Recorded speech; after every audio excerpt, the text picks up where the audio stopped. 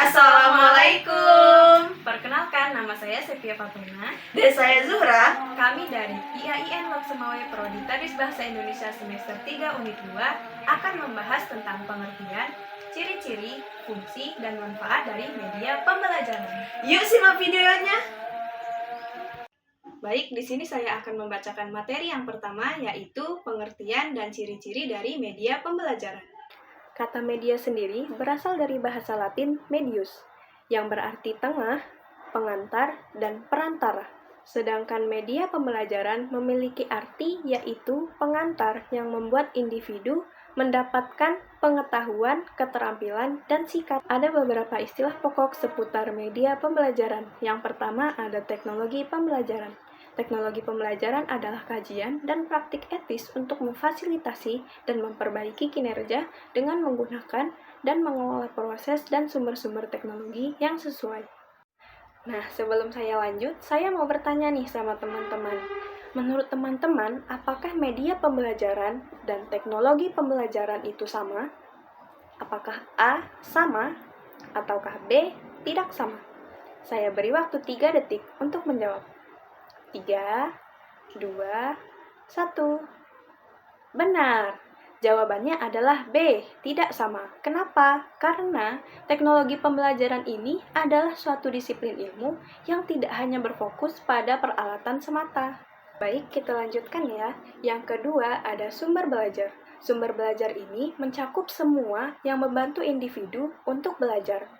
Nah, media pembelajaran dan sumber belajar ini memiliki kesamaan dan juga perbedaan. Persamaannya adalah ketika sama-sama fungsinya digunakan untuk belajar. Contohnya adalah video pembelajaran. Sedangkan perbedaannya adalah ketika media hanya digunakan sebagai perantara. Contohnya adalah proyektor. Yang ketiga ada alat peraga. Alat peraga ini adalah segala macam benda yang membantu individu untuk memahami materi. Jadi, alat peraga ini lebih khusus daripada media pembelajaran karena tidak semua materi menggunakan alat peraga. Nah, sekarang saya akan membahas tentang ciri-ciri media pembelajaran. Menurut Gerlach dan Ely pada tahun 1971, ada 3 ciri-ciri media, mengapa media digunakan, dan apa-apa saja yang dapat dilakukan media yang mungkin guru tidak dapat melakukannya. Yang pertama, ada ciri fiksatif. Ciri fiksatif ini menggambarkan kemampuan media untuk merekam, menyimpan, melestarikan, dan merekonstruksi suatu kejadian atau objek. Nah, contohnya adalah ketika kita merekam proses pembuatan roti.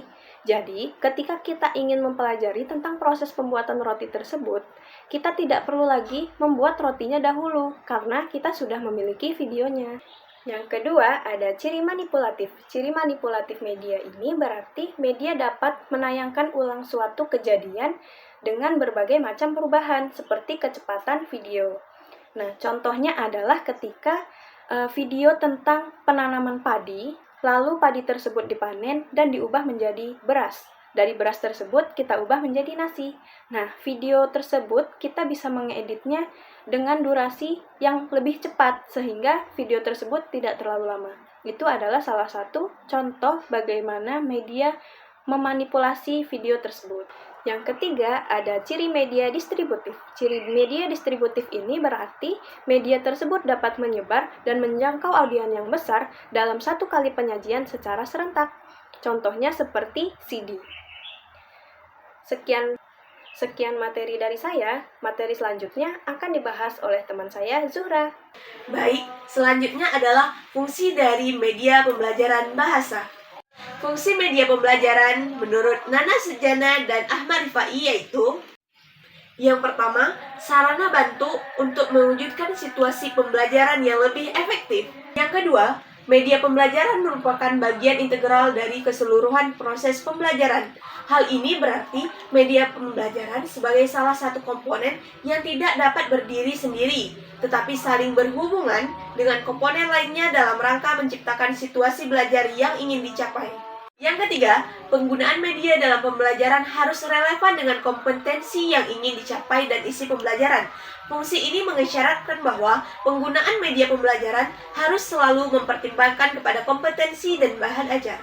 Yang keempat, media pembelajaran bukan difungsikan untuk permainan semata. Jadi kurang sesuai jika penggunaannya hanya sekedar untuk permainan atau memancing perhatian siswa dalam mengajar. Yang kelima, media pembelajaran dapat berfungsi untuk mempercepat proses belajar. Dengan adanya media pembelajaran, siswa dapat menangkap materi lebih mudah dan cepat.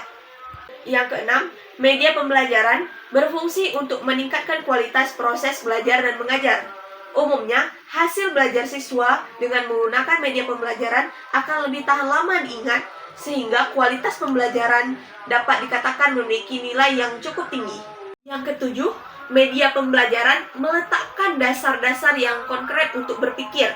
Oleh karena itu, dapat mengurangi terjadinya verbalisme atau pengajaran yang hanya memfokuskan siswa pada hafalan. Manfaat media pembelajaran bahasa. Nah, menurut Hujair, manfaat media pembelajaran bahasa dapat dibagi menjadi dua. Yang pertama, manfaat media pembelajaran bagi guru, yaitu yang pertama, memberikan pedoman atau arah untuk mencapai tujuan pembelajaran. Yang kedua, menjelaskan struktur dan urutan pembelajaran secara baik. Yang ketiga, memberikan kerangka sistematis mengajar yang baik. Yang keempat, memudahkan kendali guru terhadap materi pembelajaran. Yang kelima, membantu kecermatan dan ketelitian dalam penyajian materi pembelajaran. Yang keenam, membangkitkan rasa percaya diri seorang guru. Yang ketujuh, meningkatkan kualitas pembelajaran. Yang kedelapan, memberikan dan meningkatkan variasi belajar. Yang kesembilan, menyajikan inti informasi atau pokok-pokok materi secara sistematis, sehingga memudahkan guru dalam menyampaikannya. Yang kesepuluh, menciptakan kondisi dan situasi belajar yang menyenangkan tanpa tekanan. Berikutnya, manfaat media pembelajaran bagi siswa. Yang pertama, meningkatkan motivasi belajar siswa. Yang kedua, memberikan dan meningkatkan variasi belajar siswa. Yang ketiga, memudahkan siswa untuk belajar. Yang keempat, merangsang siswa untuk berpikir kritis dan menganalisis. Yang kelima, menciptakan situasi pembelajaran yang menyenangkan dan tidak menegangkan untuk siswa. Yang keenam, siswa dapat memahami materi pembelajaran secara sistematis. Sekian materi dari kami. Semoga bermanfaat ya. Bye-bye.